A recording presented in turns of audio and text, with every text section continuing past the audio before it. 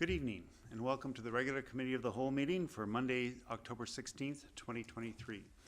I'm the chair for this meeting. My name is Steve Duck, and I'd like to welcome my colleagues in the committee. On my far left is Councillor Richard Novak, Councillor Terry O'Keefe, Councillor Chad Rintoul, and on my far right is Mayor McNeil Smith, Councillor Duncan, and Councillor Scott Garnett. And I'd like to welcome our guests in the audience today. We have some presentations coming up, and so welcome to you, and to the public that may be tuning into this tonight or later, or picking it up as it comes available. With that, I'd like to move to our territorial acknowledgement. We acknowledge with gratitude that we live, learn, and work on the traditional lands of the Wasanic peoples, who have been and continue to be the stewards caring for this land and all life on it for time immemorial. We welcome opportunities on how we can work and live better together. Thank you. I would seek a motion for the approval of the agenda as presented. So moved. Second. Thank you. All in favor? Motion is carried. We have no one in public participation, so we'll move on to the approval of the minutes for the regular committee meeting of the whole for October 3rd, 2023. Can I seek a motion for that? Move adoption. Thank you. Second? Second. Any questions or corrections? All in favor? Motion is carried. We'll now move to presentations, and tonight we have some folks from the CRD to present, and we welcome you to come to the microphone and present. You want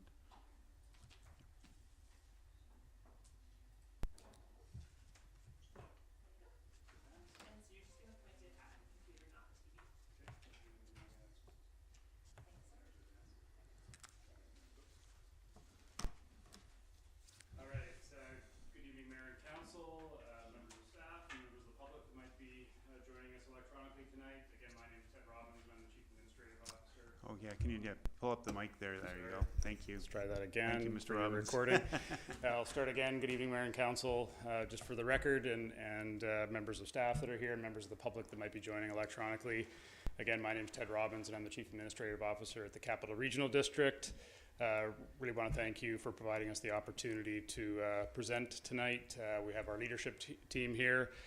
We wanted an opportunity to come and introduce ourselves, tell you a little bit about the CRD, and answer any questions you may have. So just to provide some introductions, just to introduce our team, we have Nelson Chan, our CFO and General Manager of Finance and Technology, and we have Kevin Lorette, our General Manager of Planning Protective Services, then Alicia Fraser, our GM of Integrated Water Services, and then Kristen Morley, our GM of Corporate Services. Kristen's also our Corporate Officer. And then tonight, Larissa Hutchison, who's our General Manager of Parks and Environmental Services, started a 3-week vacation, so she wasn't able to join us tonight. So we have Mike McIntyre, who's our Manager of Regional Parks Planning and Development. And I thought we'd bring Mike along knowing that regional parks and trails is an area of interest for Sydney. So in case there are any questions about the trails in particular, we thought we would bring Mike along to help us out with some of those detailed questions. And of course, normally we also have our board chair, Colin Plant, joining us. Unfortunately, tonight he also has his own council meeting, the District of Saanich. Of course, he's a Saanich councillor, and he has a full agenda, so unfortunately he wasn't able to join us tonight, but he does send his regrets. And we know many of you will know a bit about the CRD. Of course, we also know that many of you have participated in CRD commissions and committees in the past. But we thought we would take the opportunity earlier in the term to come and introduce ourselves. Like I say, we put the offer out to all 13 municipalities in the region. This is our 11th stop, so we're nearing the end, but we really appreciate the opportunity to like I say, come in and provide a bit of information. Hard to believe we're almost through the first year of the term already. So we do have some slides tonight to guide our presentation. There are some slides that we won't be speaking to at the end of your package, and those are the slides that detail some of the projects and initiatives that we are leading through our different departments. We thought we would include that just for information. Certainly happy to take any questions, but just given the time limit, we'll just stick to about a 10-minute presentation or so. And again, happy to take any questions at the end, so let's go ahead and get started. So what are regional districts anyway? We're going to start with the basics here, but you might know that regional districts are an order of government. They were established by letters patent in British Columbia in 1966. And as a result, we have quite a unique local government structure here in BC compared to other provinces across Canada. Skill testing question, does anybody know how many regional districts there are in BC? 27. There are 27 regional districts across the province. And regional districts really arose out of a need for greater regional cooperation on regional and sub-regional issues and service delivery. And really today, regional districts play three key roles. So obviously we are we provide region-wide services across the entire region, and that would be typical across all the regional districts in the province. And those would be services such as solid waste management, parks, and regional planning. We also provide intermunicipal or sub-regional services where it makes sense, and these are services that can really be delivered more effectively and efficiently through a shared service delivery model. And the beauty of that model is that participants really only pay for the services that they receive. And of course, on the Saanich Peninsula, there are a number of sub-regional services that the three municipalities participate in. So those are some good examples there. Water, wastewater services, of course, recreation, to name a few. And the third primary role of regional districts is to provide the general local government services for the unincorporated areas. And we do have three electoral areas or unincorporated areas in the regional district, and I'll talk a bit more about those later. And in those electoral areas, we do provide very specific, what we call local services for a group of ratepayers, again, utilities, fire protection services, et cetera. So those are sort of the three key roles that we play as a regional district. This table gives you a better sense of which level of government provides which services and where the jurisdictional authorities lie. And the other thing we note with this table is it's pretty clear to understand why in some cases the public are a little bit confused as to what services the regional district provides and where the jurisdictional boundaries lie. So with parks, for example, of course we have municipal parks that municipalities and local governments such as Sydney operate. Then of course we have regional parks, and then we have provincial parks, and in our electoral areas we also have local parks. So pretty unclear in some cases as to where the jurisdiction lies. Water and wastewater are other good examples. Of course, municipalities such as Sydney operate your own municipal water and wastewater systems, but of course the CRD operates the sub-regional and more regional services around supply and treatment. But of course the province is then involved in groundwater licensing and that kind of thing. So again, different roles. And so this table is really just to give you a sense of a few of the key services that the CRD provides and give you a sense of the role the CRD plays in the region. Just to provide some context for the CRD covers a large area, about 237,000 hectares to be exact, and the population of the region, of course, continues to grow. We're currently sitting at about 440,000 people across the region, so continuing to grow quickly. The CRD is comprised of 13 municipalities, as you would know, and the three electoral areas.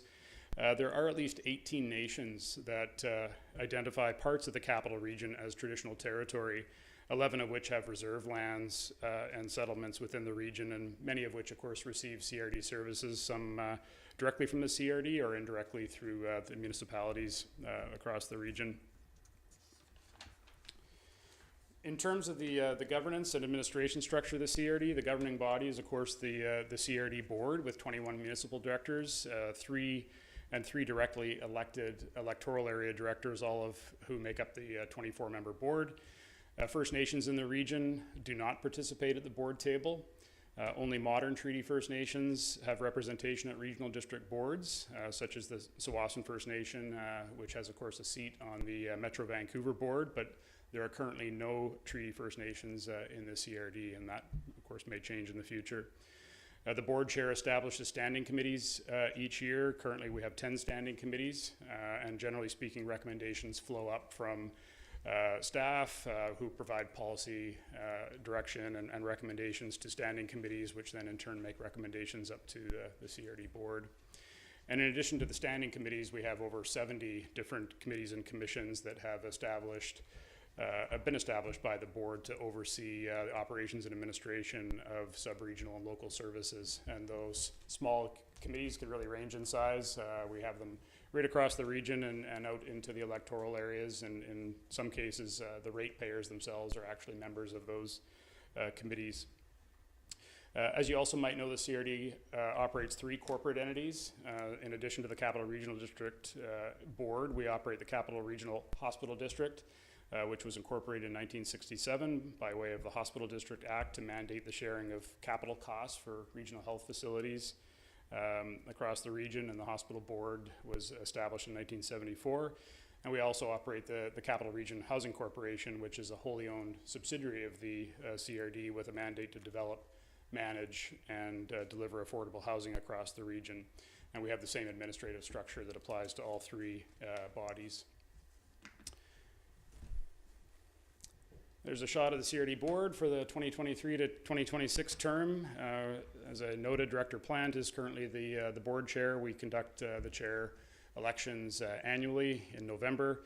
And of course, Mayor McNeil Smith is the Sydney director on the CRD board. The board also represents the Housing Corporation and the Hospital District Board as well. Like I say, same makeup. So for this term, the board was quick to establish 5 priority areas that the board will focus on for the 4-year term. Those being transportation, housing, climate action and environment, First Nations, and governance. And some of those topics may or themes may look familiar. There were certainly some carryover from the previous term, but through the strategic planning work the board undertook early in the term, it was clear there was still more work to do and different areas of focus under those 5 priority areas. So we're really pleased with the outcome, and with the agreement on the 5 priority areas, the board then provided staff direction to develop a corporate plan. That corporate plan, this is a cover shot here on the slide, the corporate plan was finalized in April of this year and sets out 134 different actions and initiatives that we as an organization will deliver over the term to support those 5 strategic priority areas of the board. So with that, I'm going to call up Nelson, who's going to provide an overview on CRD services and financials. Thanks, Nelson. Thanks, Ted. Good evening, Council. I just want to start by saying a deep appreciation and thank you for the invites. I come out to Sydney quite often. I have 3 little kids. They love the Lego exhibit when it comes to the museum and also the aquarium. They spend way too much time and way too much money there.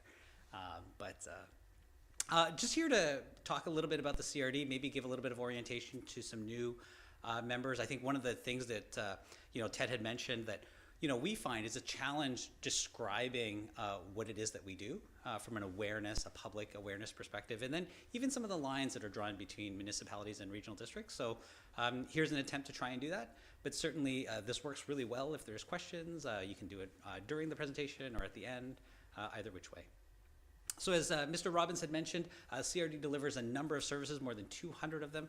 Those services are by way of establishing bylaws or letters patent that have been passed down.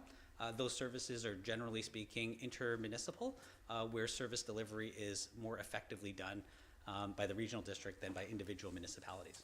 We group those services into 3 main buckets, essentially by participation or geography.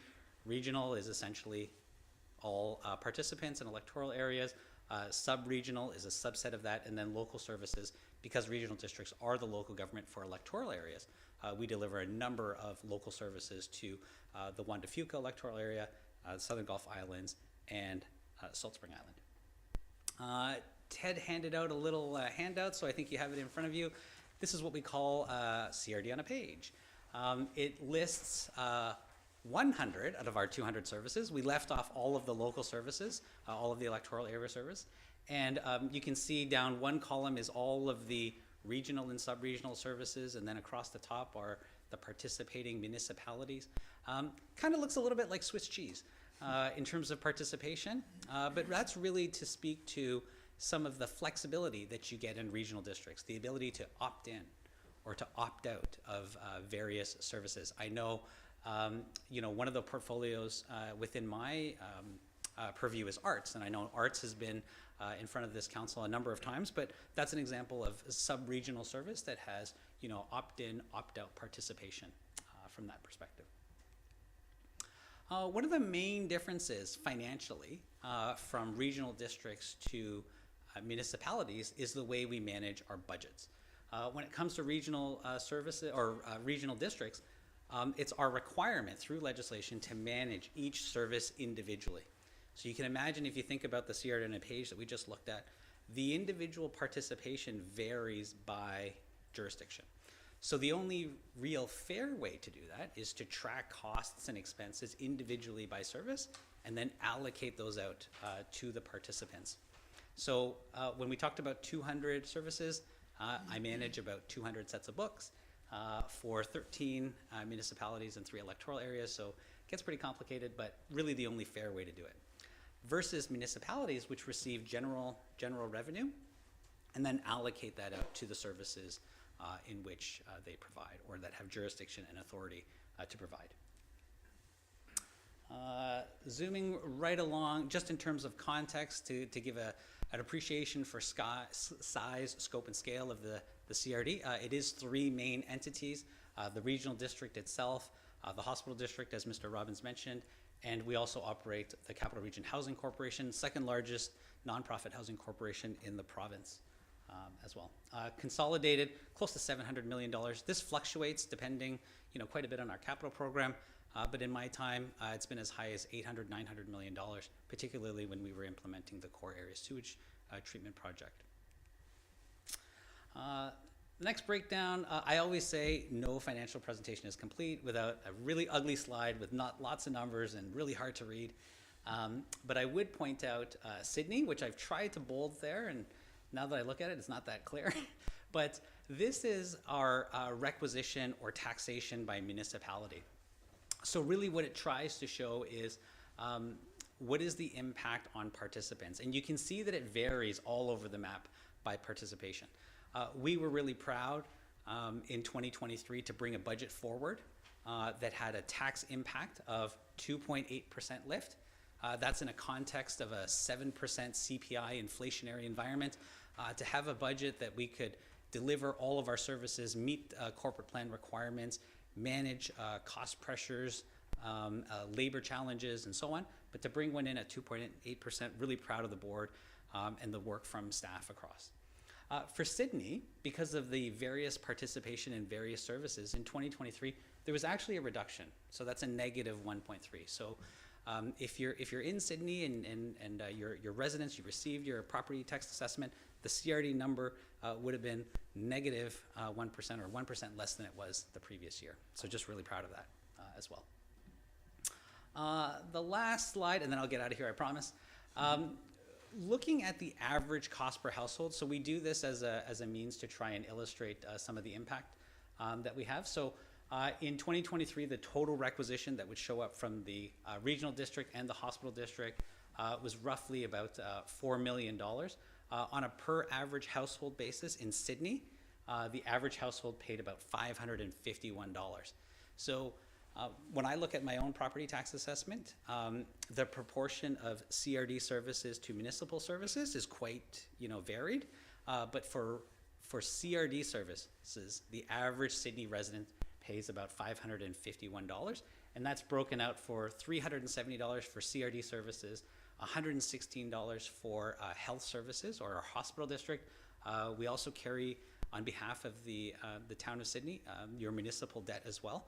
I think a big part of that is the fire hall, if I recall. But for $551 per average household, works out to about $1.50 a day. I bought an apple this morning from Starbucks, cost me $1.25 plus tax. So, for $1.50 to get regional parks, emergency communications through our CREST service, all of our legislative and government, climate action, a number of different, Panorama Rec Center is included in there as well, because that's a big part of Sydney's contribution. A pretty good deal from my view. That pretty much concludes the presentation. As Mr. Robbins mentioned, the next section has a number of slides on major capital projects. We're not going to go through that, but certainly happy to take any questions at this time. I'll do my best to quarterback I'll take all the easy questions and hand the hard ones off to any of my colleagues, but happy to open the floor for any questions. Thank you, Mr. Jan. I appreciate that. Committee members, questions? Any questions? Councillor O'Keefe. Thank you. I never disappoint. Thank you. Thank you for the presentation. Thank you to for all of you being here. It's really interesting to show that we're paying less than last year, so that's good. Good job. One of the questions I had was we are seeing rising costs for everything, and we just had a waterfront washroom that we want to put in, and the cost has almost doubled in price. We've had several contracts come forward for approval, and even the lowest bid is far beyond what we had budgeted for. So it seems to be a trend, you know, cost of materials in the world, labor, that sort of thing. So I'm wondering, how is the CRD approaching that? And, you know, when I look at managing 200 budgets, you know, sometimes, you know, when you're managing one budget, you can, in different departments, you can kind of balance things off from this department has an overage, this has a shortage, and it all sort of comes out in the wash. So I'm wondering what sort of things the CRD is doing, or strategies to kind of keep costs down, like in terms of business process improvement, use of technology. Are there programs in place that encourage staff to bring forward innovative ideas and cost-saving measures? So if you could comment on that. Yeah, great. Thanks, Yeah. Councillor O'Keefe. So I'll take a stab at, I'll take the first crack and maybe hand this over to Ted. But, you know, certainly, you know, in a 7% inflationary environment in Greater Victoria, that was in 2023. I'm looking at the numbers for 2024. We're trending, forecasting to about 4.2%. You know, very, very difficult. And I certainly commend staff, the executive team, my colleagues, and really sort of leaving no stone unturned. I think it's we have a very robust planning process, an annual service planning process that evaluates value and non-value added work. And, you know, what are some of those things that you know, maybe you have lower participation in, or, you know, lack of involvement in, and let's get rid of some of those elements. I think, you know, you mentioned some great references to process improvements. You know, we just had a great managers meeting and presentation on Lean and Six Sigma methodologies.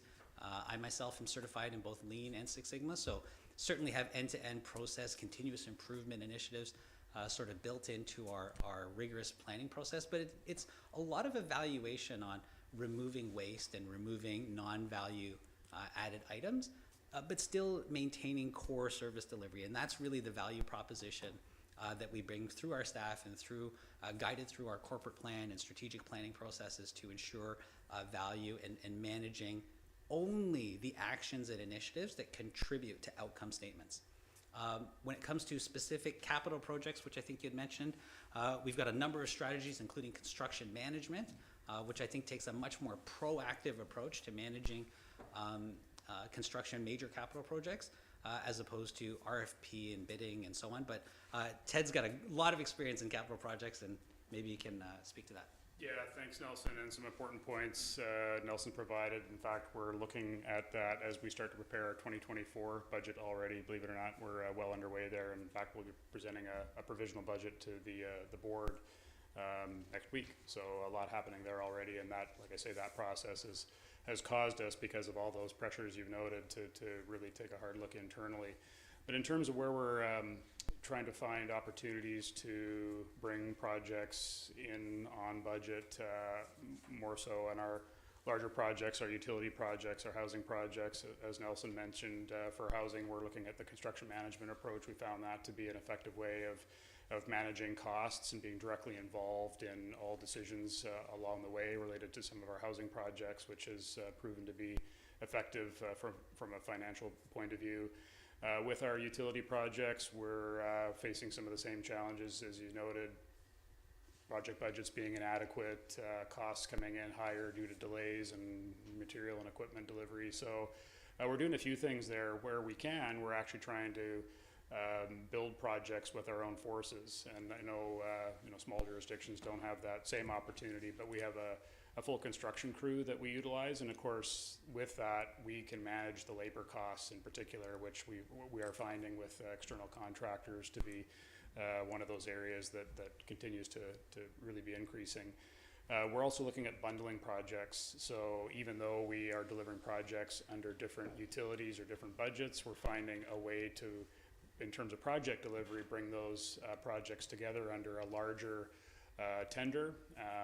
That seems to generate more interest in terms of the number of contractors who are willing to bid, and as a result, there's more competition and more competitive pricing. And then, of course, then we have to manage the actual budgets associated with those different projects. But we are finding where we can bring a number of projects together, create more interest and more competition. That's resulting in some reduced costs. But in other areas, one more point. We are looking at where we can to purchase large equipment or supplies associated with a project ourselves. We get some better pricing typically when we're buying direct from the suppliers, whether that's pipe or pumps or large pieces of equipment, HVAC systems, for example, and then structuring the tender such that we provide the equipment as the owner, and then we've got some price certainty as well, and we're in more control on the delivery time associated with some of these larger components and whatnot. But otherwise, as I'll say Director or Mayor McNeil Smith would know, with your board director hat on, the mayor would know that we deliver a quarterly capital variance report, and in fact we just provided a variance report for the third quarter, and unfortunately there is some it's a dashboard format, and there is some red on that summary, which indicates where we've had to cancel tenders, cancel RFPs, reevaluate the budgets, and then causing delay, but still going out again with the hopes of receiving better pricing or with an adjusted budget. So we know those challenges very well, and in some cases I don't think there's any avoiding it other than just simply making a tough decision sometimes to postpone or defer a project. Great, thanks. Am I okay to carry on? Go for it. Just following up on the cost thing again. So it was mentioned earlier that you know, you're looking at things in terms of if services aren't being used. So it sounds like cutting services, or I guess increasing the requisition from the municipalities is one way of looking at things. And I was particularly interested in, I understand that there's perhaps going to be charging of entry fees for parks, which is a concern. And so I'm wondering, have you looked at what are the opportunities around that to, I don't know, do something innovative or something different, cost-saving measures in terms of how we manage and maintain the parks, to avoid having to charge people to use what is a really valuable asset and for something that, you know, they pay for in their taxes. Mm-hmm. No, certainly, as you might know, the board directed staff to look at other taxation revenue sources to support the parks program, and in particular that direction was tied to the intent to undertake about a $53 million project associated with trail widening and lighting, starting in that sort of uptown core, about a 6 kilometer in total, about a 6 kilometer widening and lighting project, with the intent on phasing that out over many years, in fact, in terms of extending those same criteria along the rest of the trails.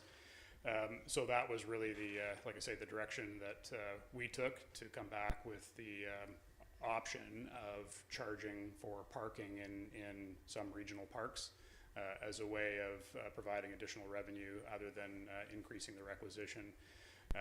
So there'll be further discussion around that. There's certainly different views around the board table.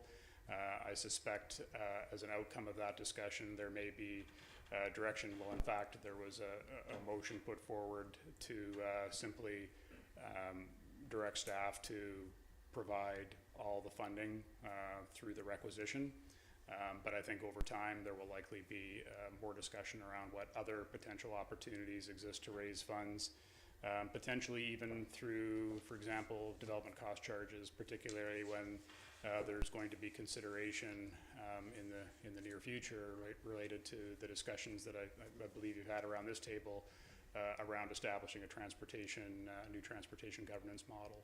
And with that, the potential to, in fact, move the regional trail system out of what has historically been a parks function into a transportation function, given that we know now, given the amount of use on the regional trails, the trails are really becoming a key aspect of regional transportation and around active transportation. And so one concept that we've further discussed since the recent debate around the board table about other potential opportunities is with the move of trails into transportation, that may create an opportunity to look at a DCC program as a means of potentially funding trail improvements over the long term. But those are very early discussions, but we know there's going to be pressure to look at other potential funding sources there.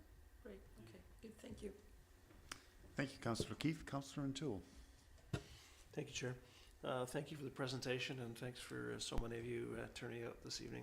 Greatly appreciated to have the opportunity and learn a little bit more about the CRD operations. And forgive me, because others around this table may be more familiar with this than I, but it's the hospital district and your board. Could you just elaborate a little bit more on the function?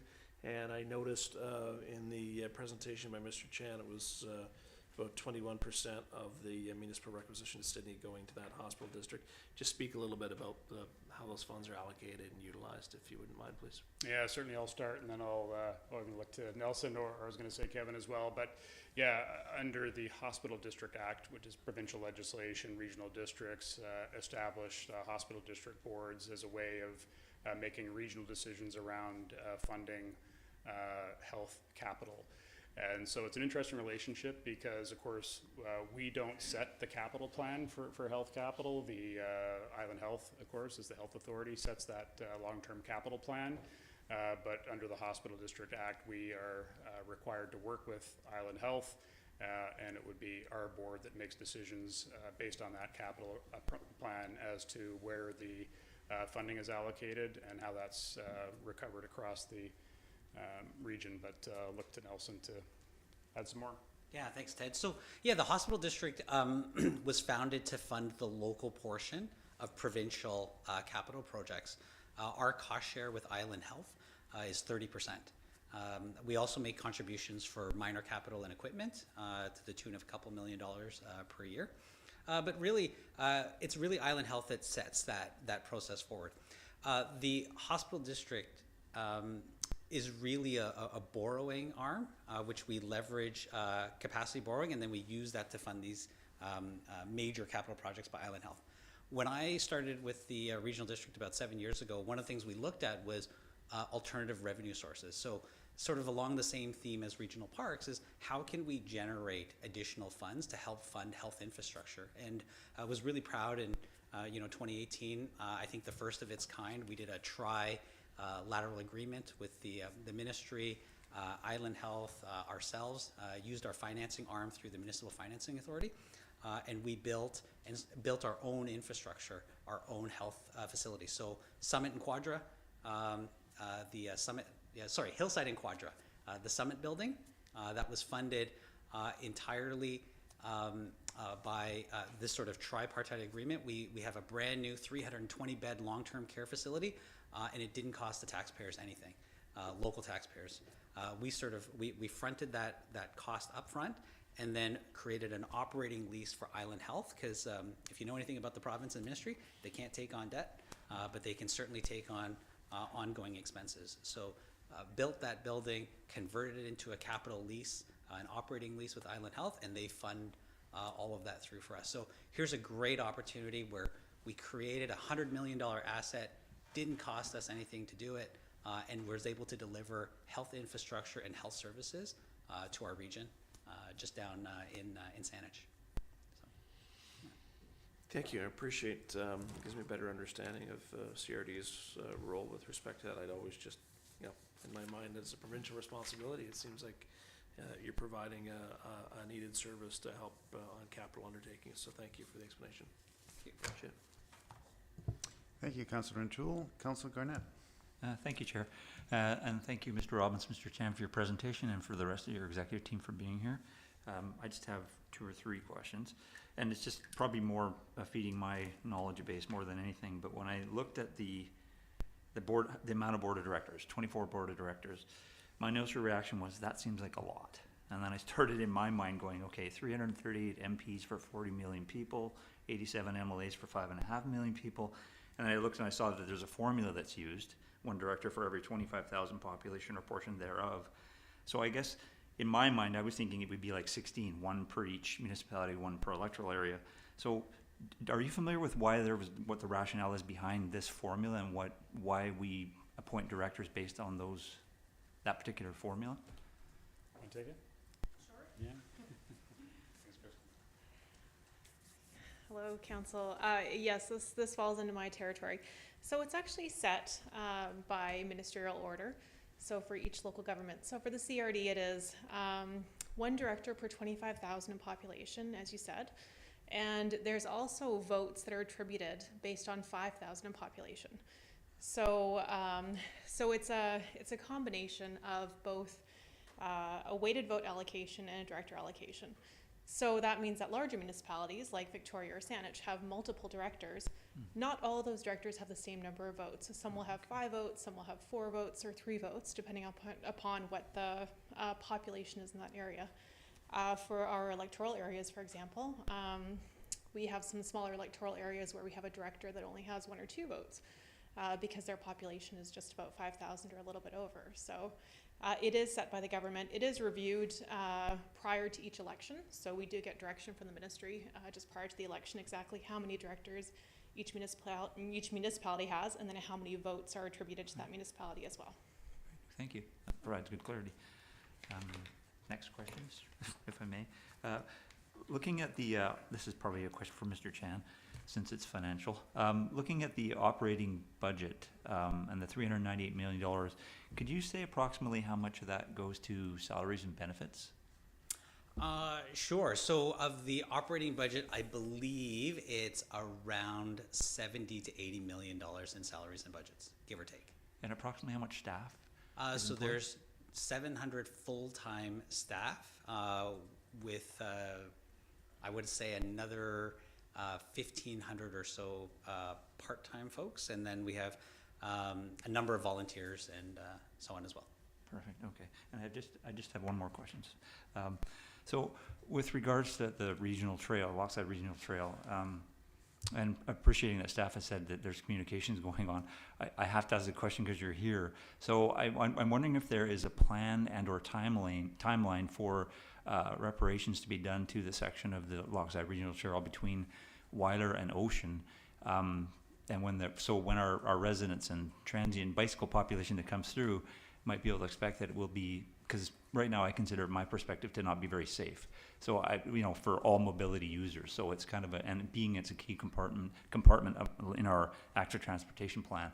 It's something I hear about a lot. It's something I hear on social media a lot, and actually town gets questions through our Facebook page regularly. Actually, I think there was one on Friday. So it's a really relevant topic in our community, and I would hopefully you could provide some input.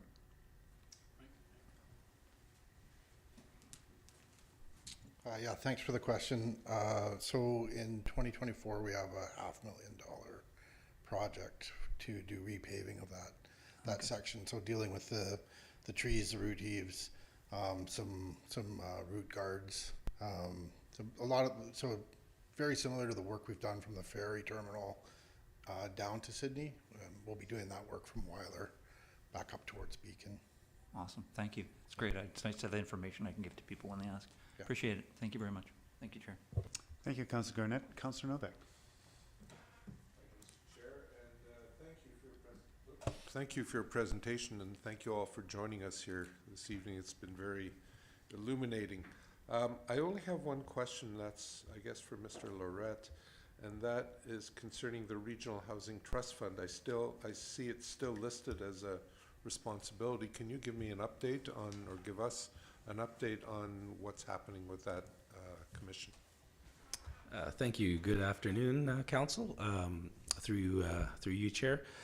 The strategy when we implemented the Regional Housing First program, that's a partnership between the CRD, the provincial government, and the federal government, where each party put 40 million into advancing projects for affordable housing. Within that first within the first 30 million, we actually implemented that quite innovatively, quite creatively to do that without providing an increase to the tax requisition. We had capacity under our land banking and housing function to borrow up to $15 million, and the requisition to support that on a 20-year borrowing would be approximately $1 million a year. And at the same time, we had Regional Housing Trust Fund requisition, which was a grant that we were putting out as seed funding to developers that were coming forward at about $15,000 per unit. So our plan was, as we were getting close to expending all of that money and bringing the projects were coming to conclusion, and we were incurring that debt, we would start to drop the Regional Housing Trust Fund and then build up the land banking and housing requisition.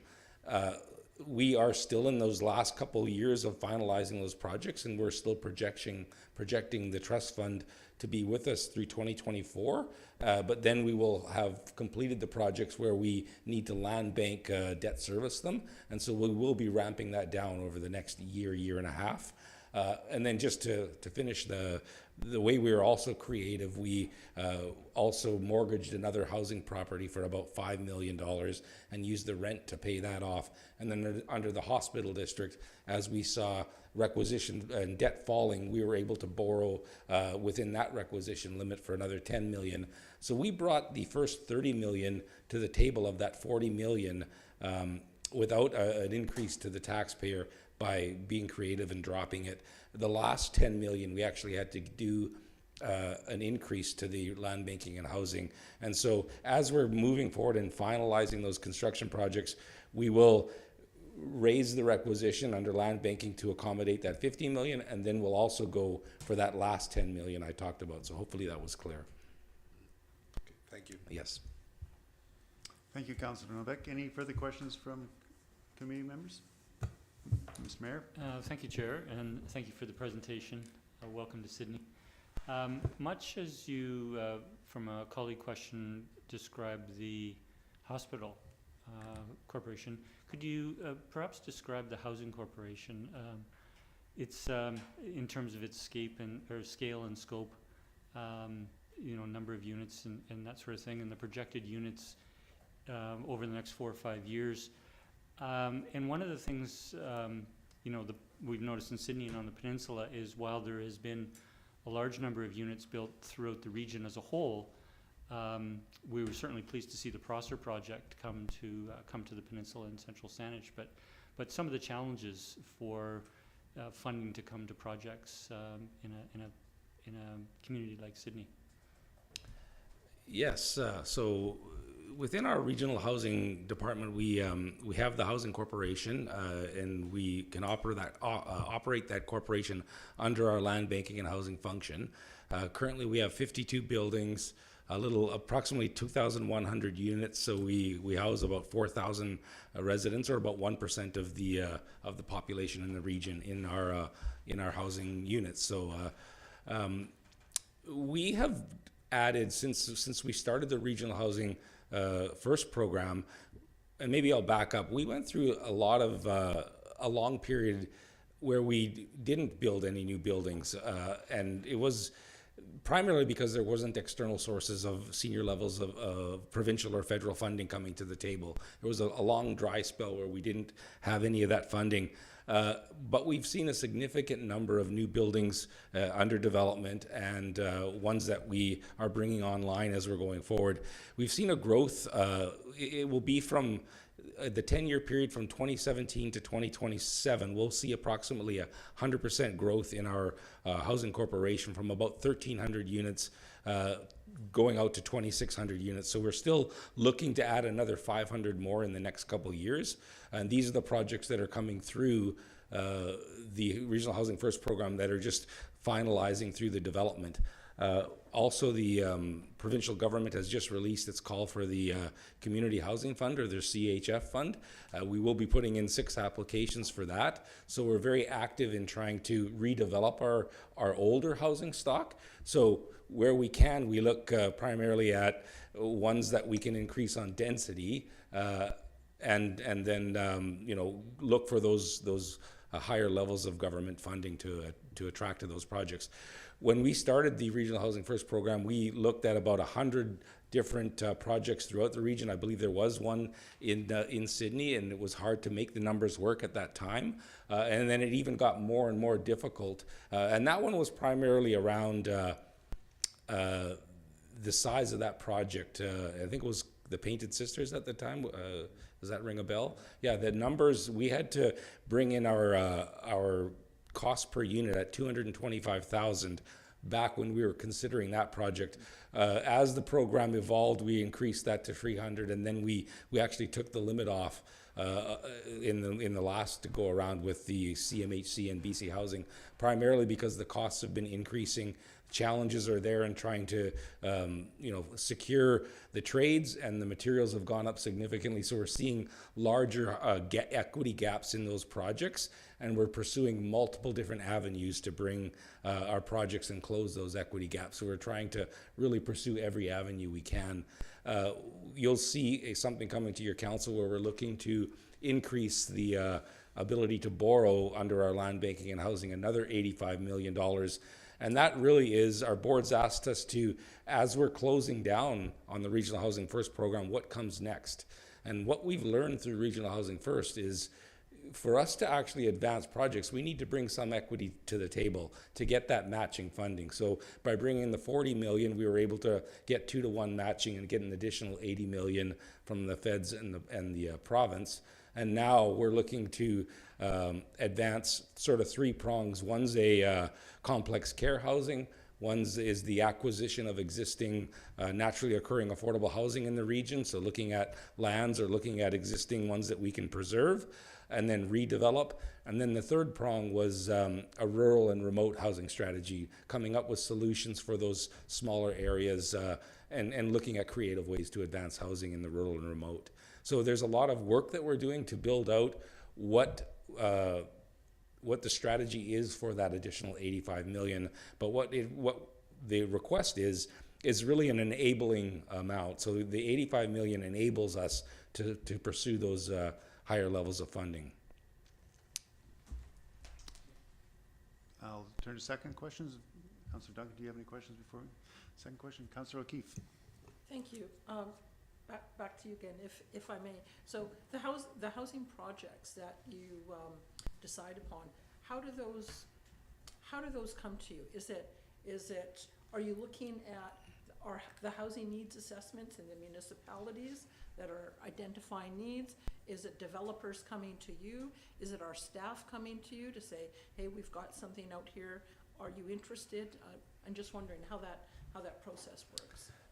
Through the chair, it's a great question, and we reached out because we have contacts with so our real estate arm reached out to all the municipalities to see if there was projects in development that we could pursue. The way that we actually get the formal application, we do a lot of discussion at the developer level on a project, but then we encourage them to apply through our rolling RFP, which would be here's a project that they're proposing, the number of units, how much funding that that the total project would cost, what the amenities are, and then the monies that we would put into the project really buy out 20% of the units at that shelter rate. So we're putting our money in, and in return to that, we get those shelter rate units. And at the beginning when we started this, we had some developers come in and it worked quite well, but as the costs went up, we were finding it was more efficient to redevelop our projects through the Capital Regional Housing Corporation and submit those through the portal. And the 3 partner agencies review the projects and approve them. So CMHC, BC Housing, and the CRD are kind of the gatekeepers as the funders on does it meet the guidelines, what rent levels, what is the project providing, and so that's how we do the intake through that RFP rolling process. Okay, thank you. Any further questions, committee members? Councilor Garnett? Thank you, Chair. Yeah, sorry, he sat down again.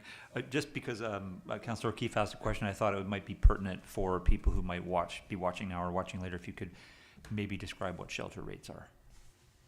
Okay, so the province has a provincially assisted shelter rate, which is the $375 a month for those that require heavy supports.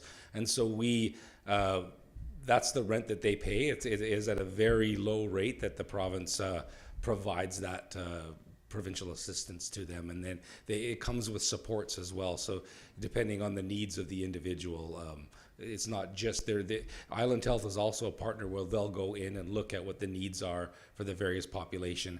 And as tenants get put into those units, it comes with a program associated with that.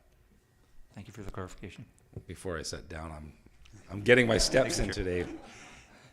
Committee members, any further questions?